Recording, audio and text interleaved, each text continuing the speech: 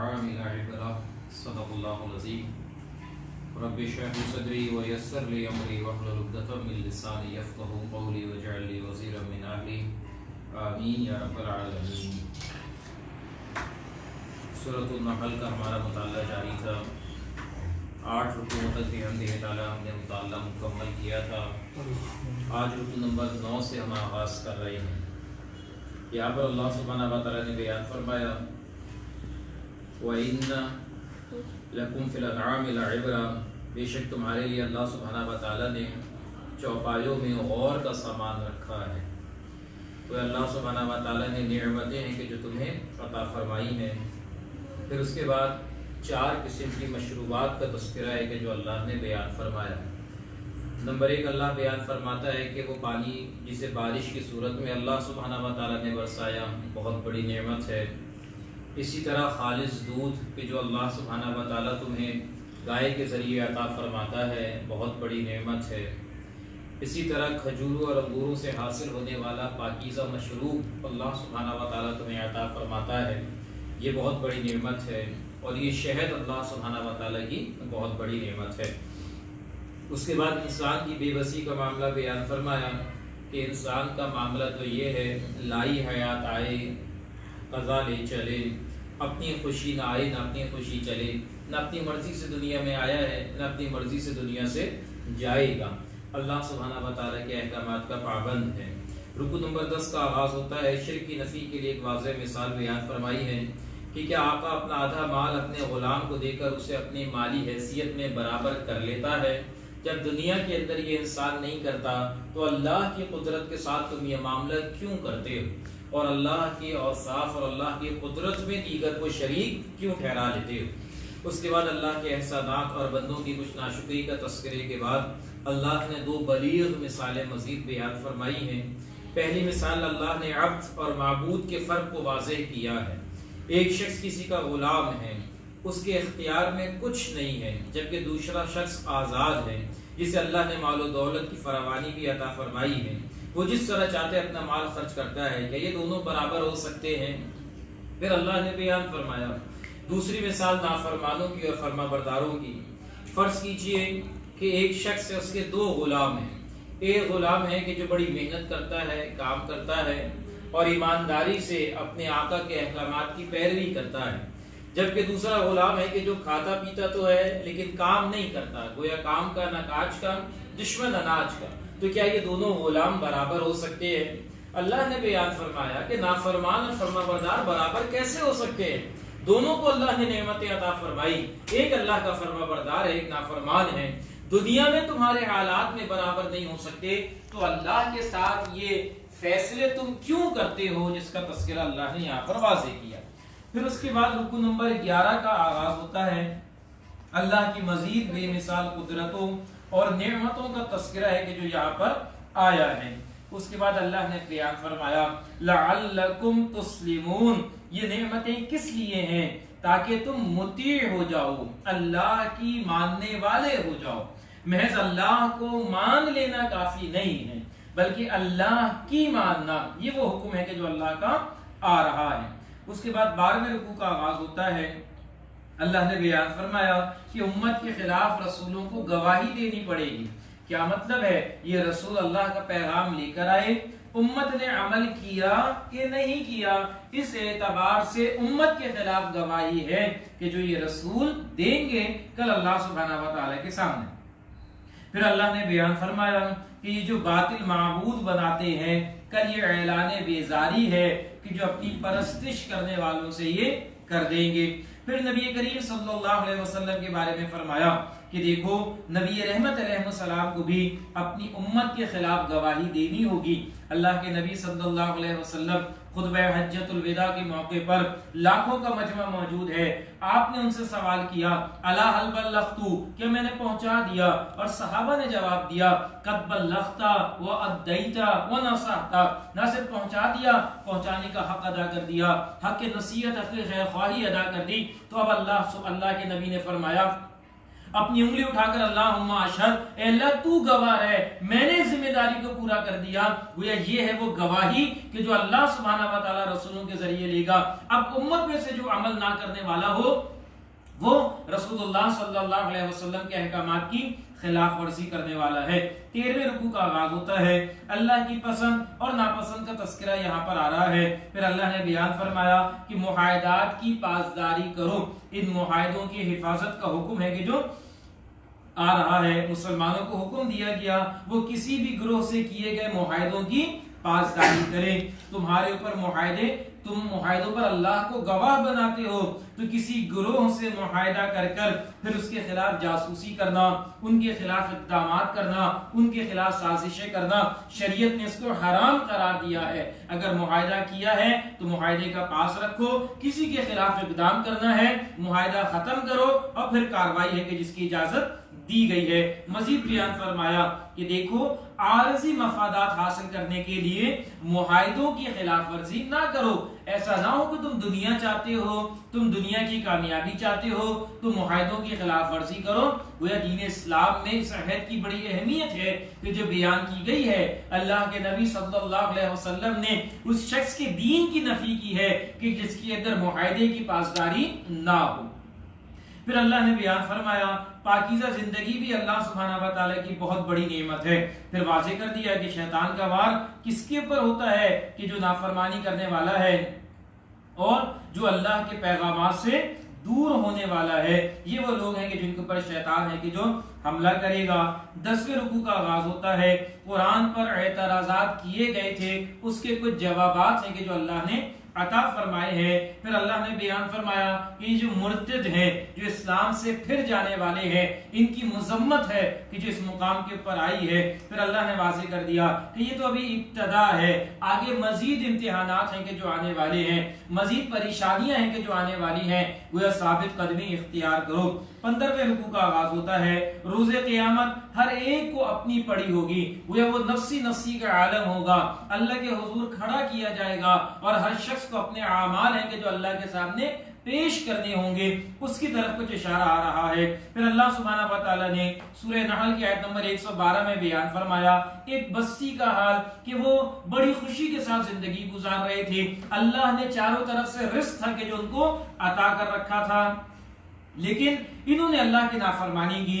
اللہ نے ان کی نافرمانی کی وجہ سے ان کو خوف اور بھوک کا لباس ہے کہ جو عطا کر دیا وہ یہ عذاب ہے کہ جو اللہ سبحانہ و تعالیٰ کا آیا ہے ان کے اعمال کی وجہ سے. اللہ نے ہمیں بھی فراوانی دی تھی، ہمارے پاس بھی اللہ کا رزق موجود ہے، لیکن آج ہم بھی اللہ کی نافرمانی کرتے ہیں. آج ہم بھی اللہ کا احسانات کی ناشکری کرتے ہیں.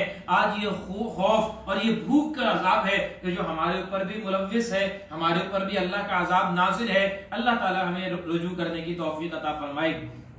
اس کے بعد اللہ نے واضح کر دیا کہ دیکھو حلال و حرام رزق کے حوالے سے ہدایات یہ اللہ عطا فرماتا ہے. اللہ جانتا ہے کیا حلال ہے کیا حرام ہے، یہ اللہ کے فیصلے ہیں، من چاہے فیصلے نہیں ہے. ایسا نہ ہو کہ تم فیصلے کر لو یہ حلال ہے اور یہ حرام ہے. یہ کل کا کل اختیار اللہ اور اس کے رسول کو ہے علیہ السلام. پھر اللہ نے واضح کر دیا کہ اگر کوئی اپنی غلط روش پر نادم ہو کر توبہ کرے گا تو اللہ اس کو بخش دے گا اور اللہ تو بہت رحم کرنے والا ہے. پھر 16ویں رکوع کا آغاز ہوتا ہے. جناب ابراہیم علیہ السلام کے بارے میں اللہ نے بیان فرمایا ان ابراہیم کان امتا قانتا للہ حنیفا.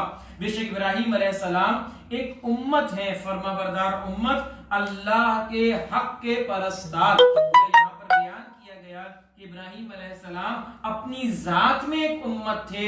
وہ امت والا کام ہے کہ جو ابراہیم علیہ السلام نے سر انجام دیا ہے.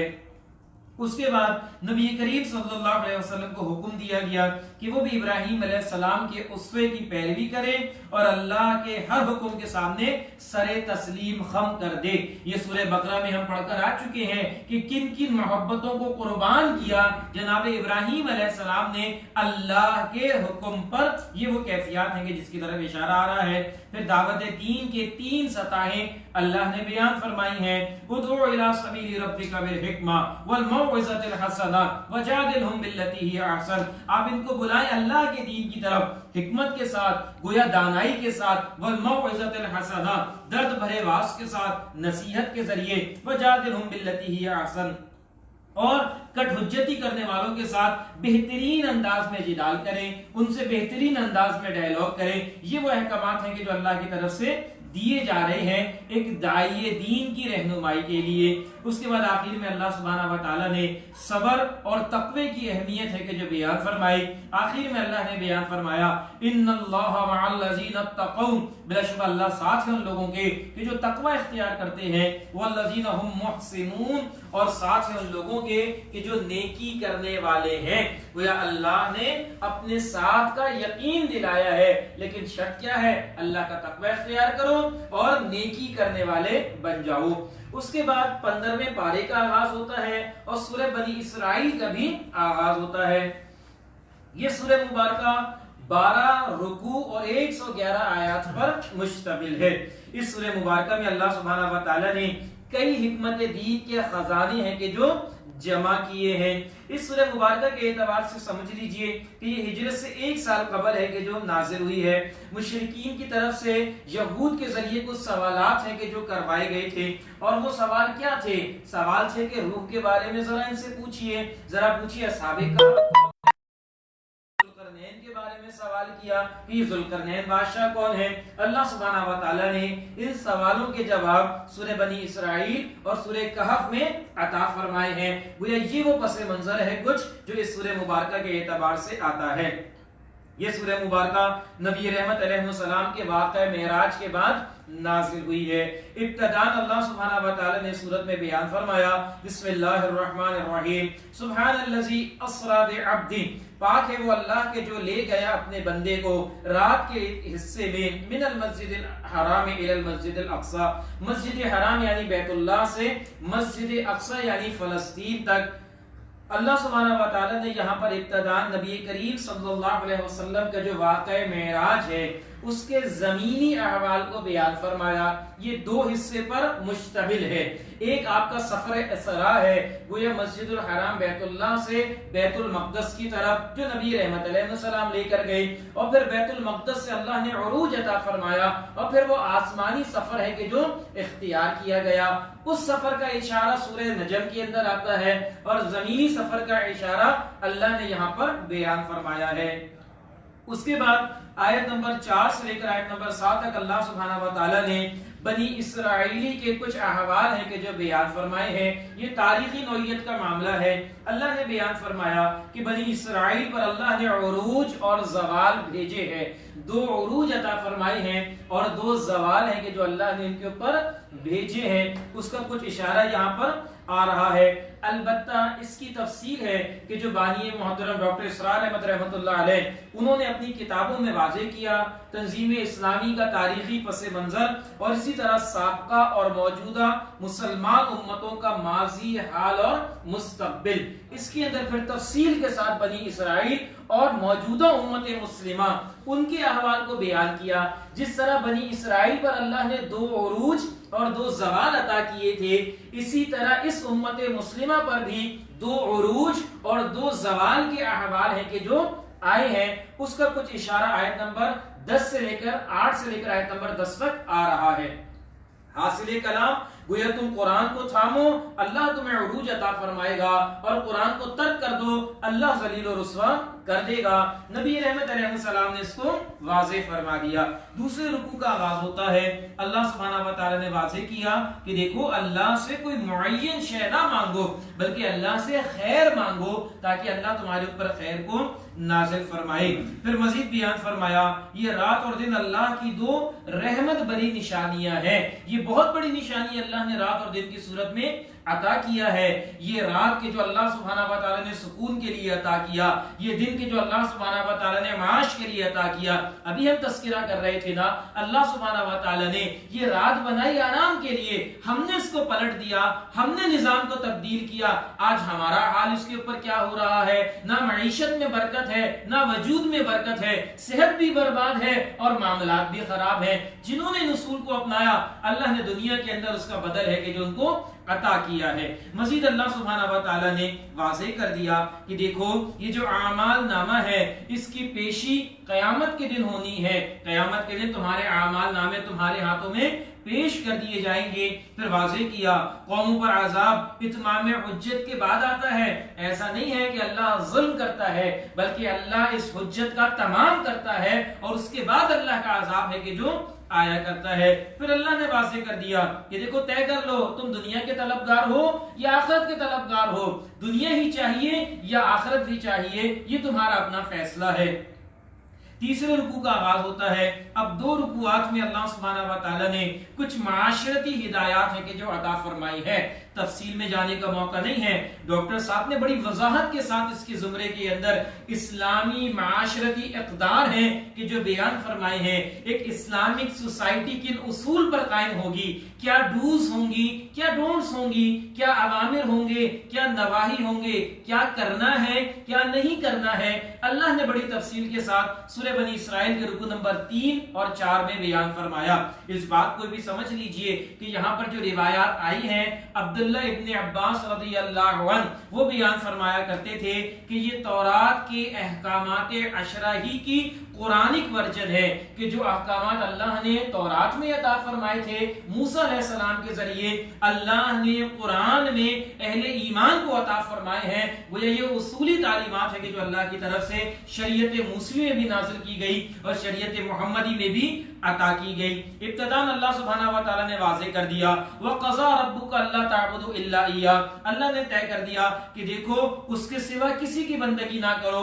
اسلامی معاشرے کا آغاز توحید سے ہے، جہاں اللہ کی بندگی ہو، جہاں اللہ کو رب مانا جا رہا ہو، جہاں اللہ کی پرستش ہو رہی ہو، وہ معاشرہ اسلامی معاشرہ ہے۔ پھر چاہے کتنے ہی اچھے کام ہو لیکن اگر اللہ کی بندگی نہیں ہے تو وہ اسلامی معاشرہ نہیں ہے۔ مزید بیان فرمایا وَبِالْوَالِدَيْنِ اِحْسَانًا، اور والدین کے ساتھ حسن سلوک کرو۔ وہ اللہ نے اپنے حق کے بعد والدین کے حقوق کا تذکرہ کیا۔ 5 مقامات قرآن میں ایسے ہیں جہاں اپنے حق کے فوراً بعد والدین کے حق کا تذکرہ ہے۔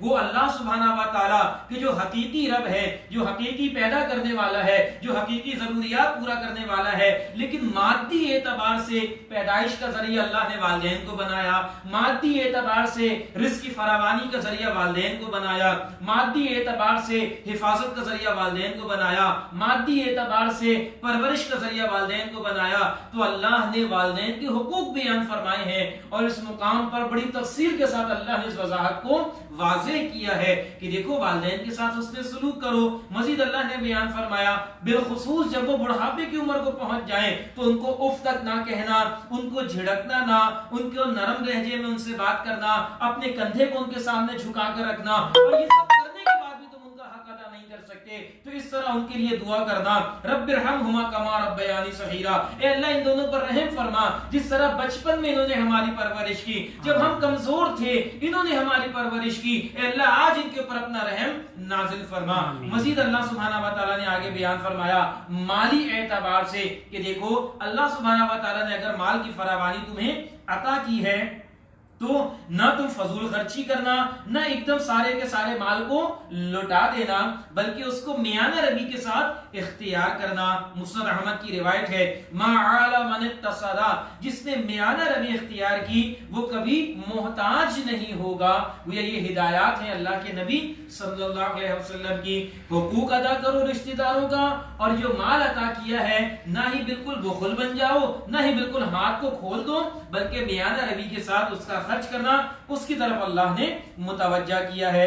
چوتھے رکوع کا آغاز ہوتا ہے۔ اب کچھ نواہی، کچھ ڈونٹس، کچھ برائیاں ہیں کہ جس کو اللہ نے واضح فرمایا ہے۔ نمبر 1 اللہ تعالی نے بیان فرمایا کہ دیکھو اپنی اولاد کو قتل نہ کرنا مفلسی کے ڈر سے، اس کو رزق دینے والا بھی اللہ ہے اور تمہارا رازق کون ہے؟ بندہ یہ سوچتا ہے اولاد آئے گی، رزق کیسے میں بندوبست کروں گا، اس کی ضروریات کیسے پوری کروں گا، تو ذرا سوچو تو صحیح تمہیں رزق دینے والا کون ہے، تمہاری ضروریات پورا کرنے والا کون ہے؟ کیا تم اپنے رازق خود ہو؟ کیا تمہاری محنت کے بدلے میں تمہیں رزق ملتا ہے؟ اس حقیقت کی طرف اللہ نے متوجہ کیا۔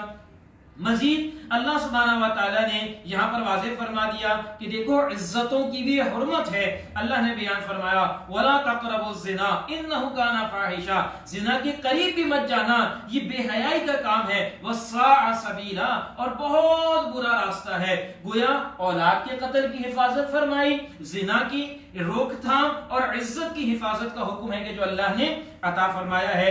مزید آگے چلیے، اللہ سبحانہ و تعالیٰ نے حکم عطا فرمایا کہ ہر انسان کی جان بھی محترم ہے، تو کسی کو ناحق قتل نہ کرو. اللہ سبحانہ و تعالیٰ یہاں پر واضح فرماتا ہے کہ دیکھو وَلَا تَقْتُلُوا النَّفْسَ الَّتِي حَرَّمَ اللَّهُ إِلَّا بِالْحَقِّ، کسی جان کو ناحق قتل نہ کرو جس کو اللہ نے محترم ٹھہرایا ہے، الا بالحق، ہاں اصول اللہ نے عطا فرمائے ہیں، ان اصول کی بنیاد پر عدالتیں قائم ہوگی، قاضی ہوگا، فیصلہ ہوگا، گواہ ہوں گے، پھر اس کے خلاف کوئی اقدام ہے کہ جو کیا جائے گا، لیکن کسی کو کسی کی جان لینے کی اجازت نہیں ہوگی.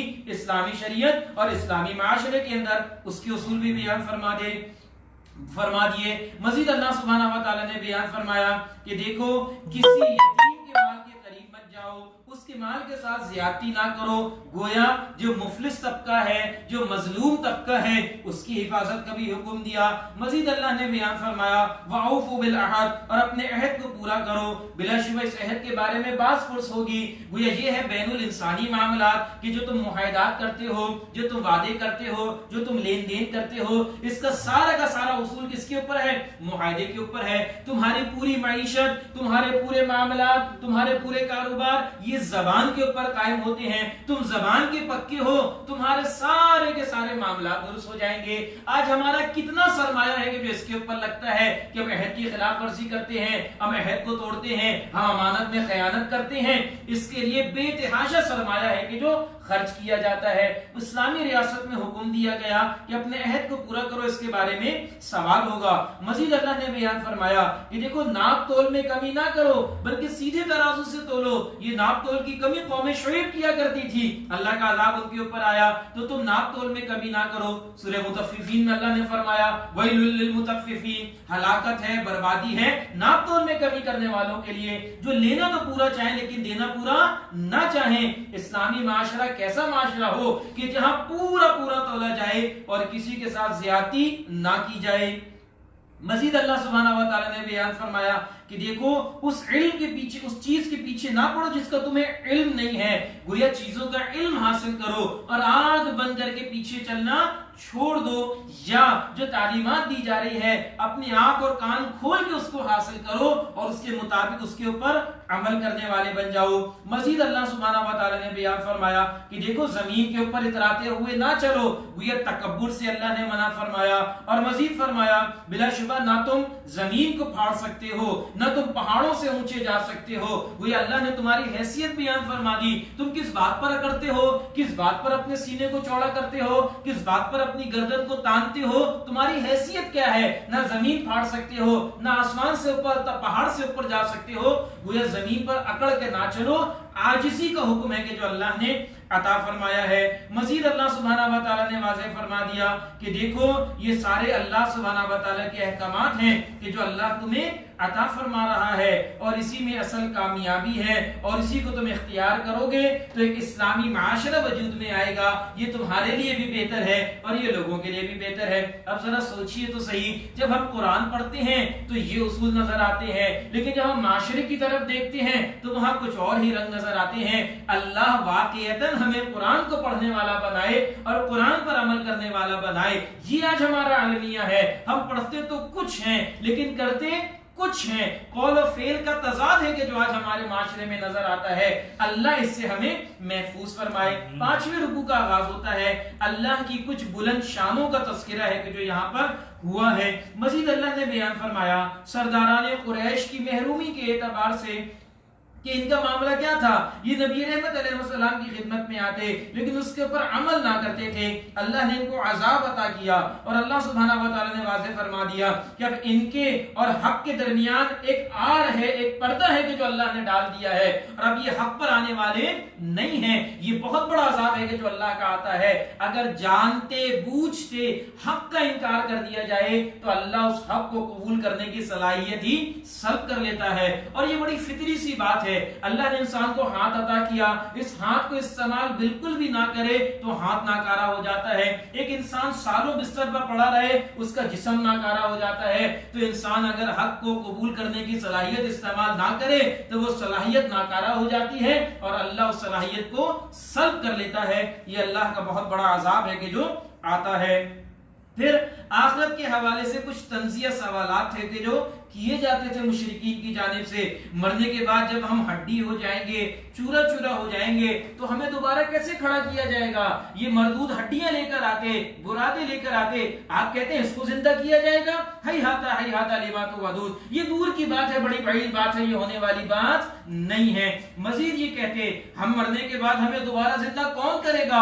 और तीसरी बात ये कहते हमें दोबारा जिंदा कब किया जाएगा? ये वो सवालात हैं कि जो किया करते थे। अल्लाह सुब्हानहू व तआला ने बयान फरमाया वो अल्लाह बरहक है, जो पहली दफा पैदा करता है वही दोबारा पैदा करेगा और वो अल्लाह ही सबको दोबारा पैदा करने वाला है। छठे रुकू का आगाज होता है इंसान की खुश कलामी और शैतान की नाकामी का तस्करा है कि जो बयान फरमाया है। ये शैतान क्या चाहता है? ये शैतान चाहता है इंसानों के दरमियान नफरतें पैदा कर दे, कदूरतें पैदा कर दे, दूरियां पैदा कर दे। उसके लिए ये बदकलामी पर उभारता है, उसके लिए ये बदजबानी पर उभारता है। जब इंसान अच्छे तरीके से गुफ्तगू करता है तो ये शैतान नामुराद हो जाता है, ये शैतान दूर भाग जाता है। उसकी तरफ अल्लाह ने यहाँ पर इशारा फरमाया है। अल्लाह ने कहा कि कह दीजिए मेरे बंदों से कि वो कहें वो बात की जो बहुत अच्छी बात है। बेशक शैतान तो झगड़ालू है और झगड़ा पैदा करना चाहता है उनके दरमियान। इन्न शैतान कान लिल इंसानी अदुव्वुम मुबीना। बेशक शैतान है इंसानों के लिए बहुत बड़ा और वाज़ेह दुश्मन। ये जो झगड़े होते हैं, ये जो फसादात होते हैं, ये मिन जानिब शैतान होते हैं। रहमान तो चाहता है मोहब्बत पैदा हो, उल्फत पैदा हो, दूरियां खत्म हो, इंसान के मसाइल खत्म हो। शैतान इन चीजों को पसंद नहीं करता है। तो इंसान को सोचना चाहिए कि अगर झगड़ा हो रहा है तो वो शैतान के एजेंडे को पूरा कर रहा है, और अगर वो झगड़ा खत्म कर रहा है तो रहमान के हुक्म पर अमल कर रहा है। तभी अल्लाह के नबी अलैहिस्सलाम ने फरमाया कि जो हक पर होते हुए झगड़े को छोड़ दे, मैं उसकी जमानत देता हूं कल जन्नत की। अल्लाह ताला हमें यकीन अता फरमाए।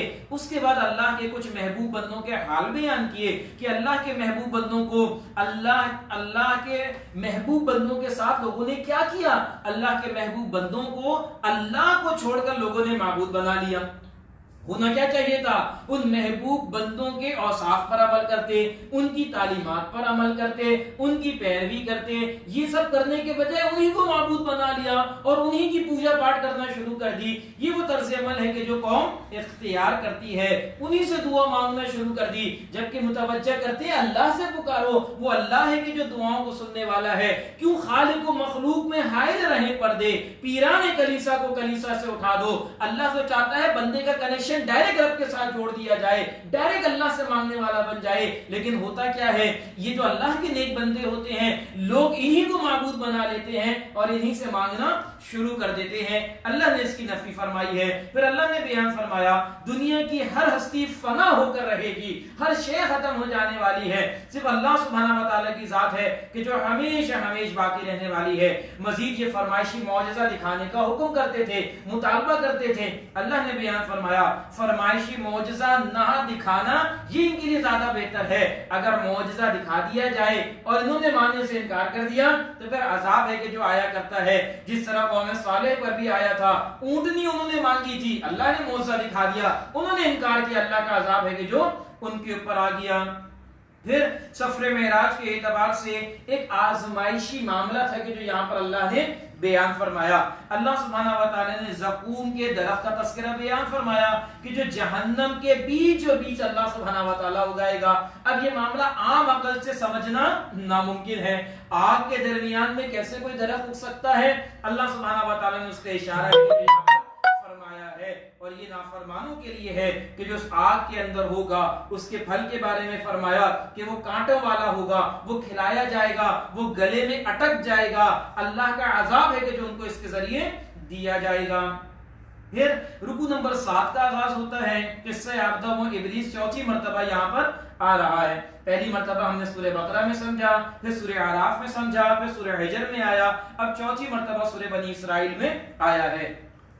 اللہ سبحانہ و تعالی نے واضح فرما دیا کہ اللہ نے آدم کو پیدا فرمایا، فرشتوں کو حکم دیا، سب نے سجدہ کیا، ابلیس نے انکار کر دیا اور وہ نافرمانوں میں سے ہو گیا۔ پھر اللہ کے احسانات کا تذکرہ ہے اور انسانوں کی ناشکری کا معاملہ ہے کہ جو اللہ نے بیان فرمایا ہے۔ پھر آیت نمبر 70 میں اللہ نے واضح فرما دیا وَلَقَدْ كَرَّمْنَا بَنِي آدم، اور یقیناً ہم نے عزت دی بنی آدم کو، آدم کی اولاد کو اللہ نے عزت عطا فرمائی۔ گویا آدم کو فضیلت ہے کہ جو اللہ سبحانہ و تعالیٰ نے عطا فرمائی ہے، تمام مخلوقات پر اشرف المخلوقات بنایا اللہ نے انسانوں کو۔ کن بنیادوں پر؟ یہاں پر اللہ سبحانہ و تعالیٰ نے واضح فرما دیا کہ دیکھو اللہ سبحانہ و تعالیٰ نے آدم کو فضیلت عطا فرمائی اور ہم نے انہیں سوار کیا خشکی میں اور تری میں، ہم نے ان کو پاکیزہ رزق عطا فرمایا، ہم نے ان کو فضیلت دی تمام مخلوقات پر، اور وہ بڑی فضیلت والا ہے۔ پھر حدیث میں اس کی وضاحت آتی ہے کہ آدم علیہ السلام کو فضیلت، آدمیت کی فضیلت اللہ سبحانہ و تعالیٰ نے علم کی بنیاد پر عطا فرمائی، اللہ نے اپنی روح پھونکی اس کی بنیاد پر عطا فرمائی، نفس انسانی میں اللہ نے تقوی اور فسق و فجور کی پہچان رکھ دی، اس لیے اللہ نے فضیلت عطا فرمائی۔ اللہ نے انسان کو سوچنے سمجھنے کی صلاحیت عطا فرمائی، جس کو ہم انگریزی میں سینسس کہتے ہیں، تو اللہ نے فضیلت عطا فرمائی۔ قرآن جیسی عظیم نعمت اللہ نے عطا فرمائی انسانوں کو، تو اللہ نے فضیلت عطا فرمائی۔ اور اللہ نے انسانوں کے لیے انبیاء اور رسل بھیجے، تو اللہ نے فضیلت عطا فرمائی۔ اس بنیاد پر یہ آدم ہے یا بنی آدم ہے کہ جس کو اللہ نے تمام مخلوقات پر فضیلت عطا فرمائی ہے۔ اس کے بعد رکو نمبر 8 کا آغاز ہوتا ہے۔ اللہ نے واضح کر دیا جان بوجھ کر سرکشی کرنے والا روز قیامت اندھا کر کے اٹھایا جائے گا۔ وہ جو جان بوجھ کر نافرمانی کرے، جو اللہ کے احکامات سے منہ موڑ لے، جو دنیا میں اپنی آنکھیں بند کر لے، کل قیامت کے دن اللہ اس کو اندھا کر کے کھڑا کرے گا۔ یہی وہ موضوع ہے جو سورہ طٰہٰ کے اندر بھی آتا ہے، وَمَنْ أَعْرَضَ عَنْ ذِكْرِي فَإِنَّ لَهُ مَعِيشَةً ضَنكًا وَنَحْشُرُهُ يَوْمَ الْقِيَامَةِ أَعْمَىٰ قَالَ رَبِّ لِمَ حَشَرْتَنِي أَعْمَىٰ وَقَدْ كُنتُ بَصِيرًا قَالَ كَذَلِكَ أَتَتْكَ آيَاتُنَا فَنَسِيتَهَا وَكَذَلِكَ الْيَوْمَ تُنسَىٰ۔ کل اللہ ان لوگوں کو جو اللہ کے ذکر سے اعراض کریں گے اندھا کر کے کھڑا کرے گا، دنیا میں ان کی معیشت کو تنگ کر دے گا۔ وہ اپنے رب سے کہیں گے اے میرے رب اندھا کیوں کھڑا کیا، دنیا میں دیکھتا تھا۔ اللہ کہے گا اسی طرح تو نے میرے احکامات سے منہ موڑا، آج تجھ سے منہ موڑ لیا گیا۔ اللہ اس حسرتناک انجام سے ہمیں محفوظ فرمائے۔ پھر اللہ نے واضح کر دیا کہ کافروں کو دشمنی اصل میں نبی کریم سے نہیں ہے صلی اللہ علیہ وسلم، یہ محمد بن عبداللہ کی تو عزت کیا کرتے تھے، ان کو صادق اور امین کہا کرتے تھے۔ یہ جھگڑا کہاں سے شروع ہوا ہے؟ جب آپ اللہ کا پیغام لے کر آئے ہیں، جب آپ کی پہچان رسول اللہ کی حیثیت سے ہوئی ہے، جب اللہ کا قرآن ان کو سنایا ہے، تو واضح کر دیا یہ آپ سے نفرت نہیں کرتے، یہ آپ سے دشمنی نہیں کرتے، یہ اللہ کے قرآن سے دشمنی کرنے والے ہیں، یہ اللہ کے احکامات سے دشمنی کرنے والے ہیں۔ ہمیں بھی جانچنا چاہیے کہ آج ہمارا طرز عمل اللہ کے کلام کے ساتھ کیا ہے۔ پھر اللہ نے واضح کر دیا کہ دیکھو ہجرت کا مرحلہ تو آنے والا ہے، یہ مکی دور کے آخر کی صورت ہے۔ اللہ نے کچھ اشارہ بیان فرما دیا کہ آگے ہجرت کے مراحل ہیں کہ جو آ کر رہیں گے۔ 90 رکوع کا آغاز ہوتا ہے۔ اب یہاں پر کچھ 5 وقتہ نمازوں کا حکم ہے کہ جو آ رہا ہے۔ یہ بات ہم جانتے ہیں کہ جب معراج عطا فرمائی نبی رحمت کو علیہ السلام، تو وہاں پر اللہ نے 5 نمازیں ہیں کہ جو فرض کی ہیں، اس کا پھر کچھ مزید اشارہ ہے کہ جو یہاں پر آ رہا ہے، ان کے اوقات کا تعین، ان کے معاملات اللہ تعالیٰ نے بیان فرمائے ہیں۔ پھر اللہ نے واضح کر دیا ہجرت غلبہ دین کا اصل میں آغاز ہے۔ یہ جو ہجرت ہے یہ اللہ سبحانہ و تعالیٰ کے اس دین کے غلبے کا آغاز ہے، اس کی تمہید ہے۔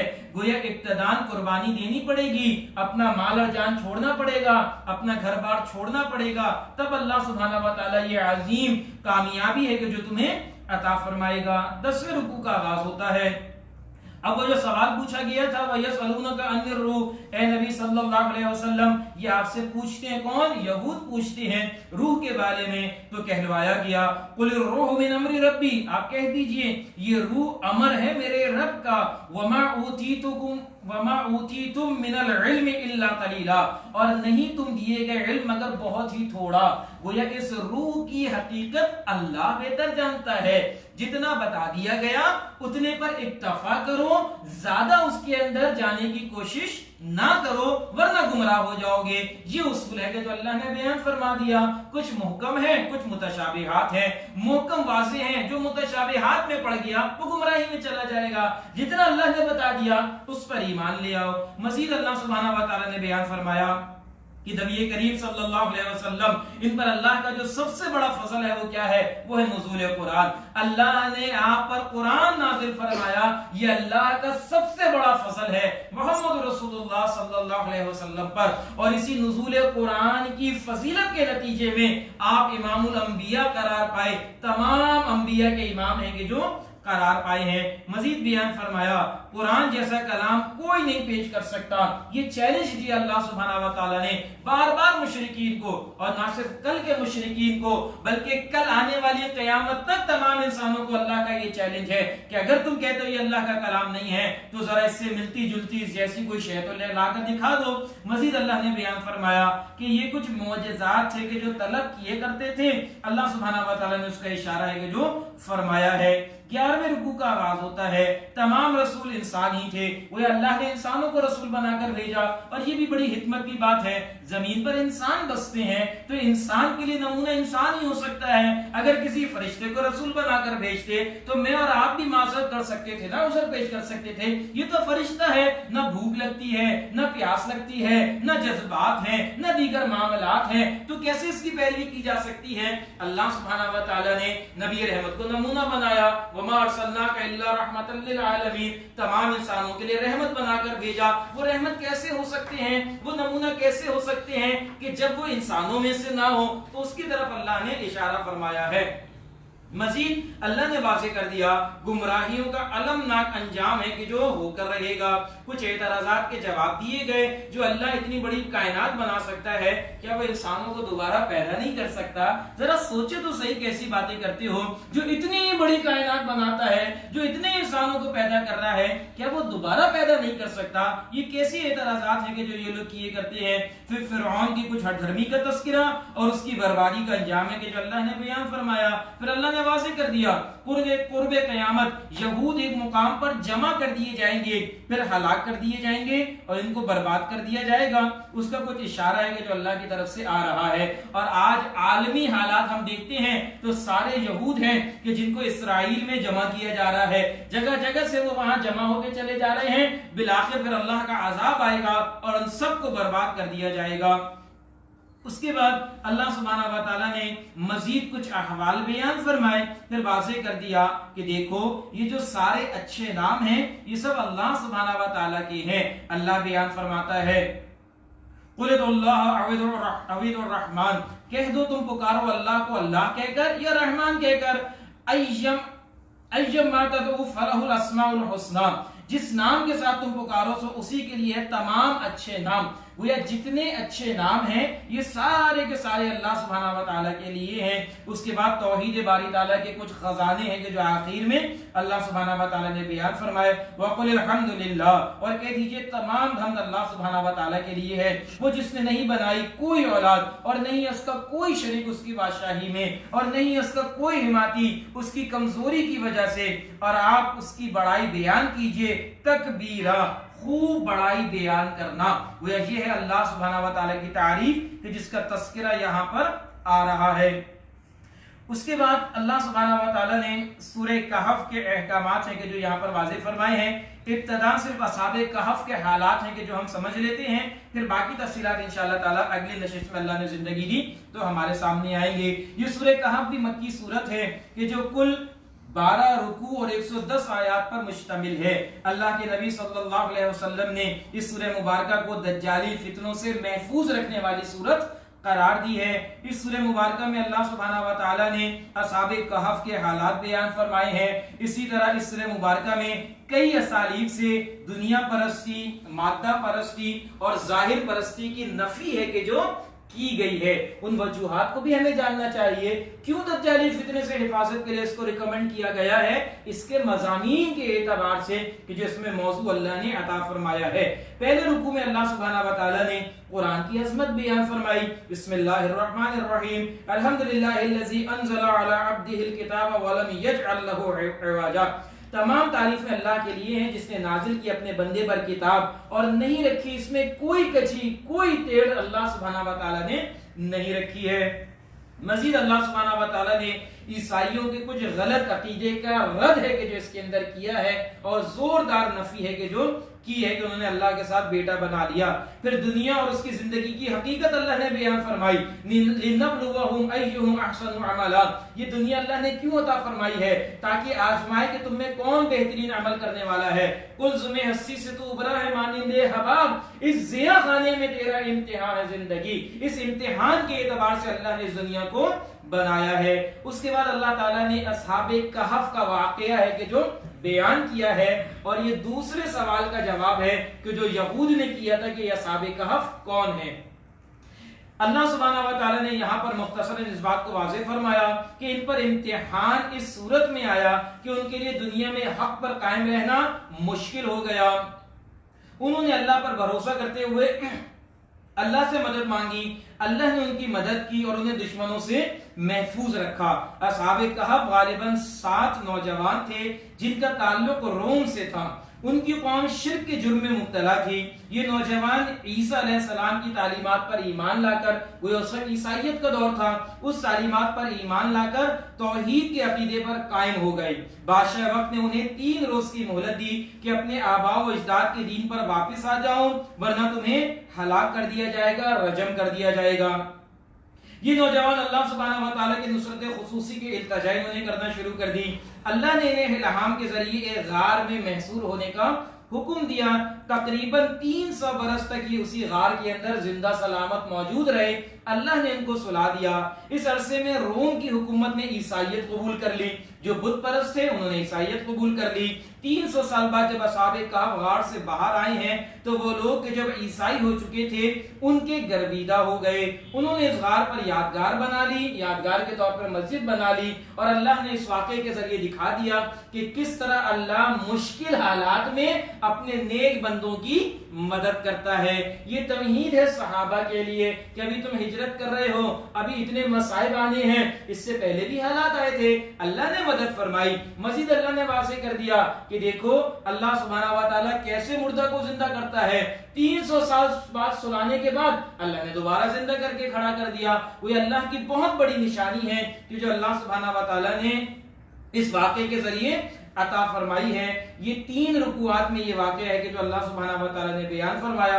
اللہ تعالیٰ ہمیں اپنے کلام سے جڑنے کی توفیق عطا فرمائے اور صحیح بات کو سننے اور سمجھنے کی اور صحیح دین کے اوپر عمل کرنے کی توفیق عطا فرمائے۔ اقول قولی ھذا واستغفر اللہ لی ولکم ولسائر المسلمین والمسلمات۔ سبحانک اللہم وبحمدک، نشہد ان لا الہ الا انت، نستغفرک ونتوب الیک۔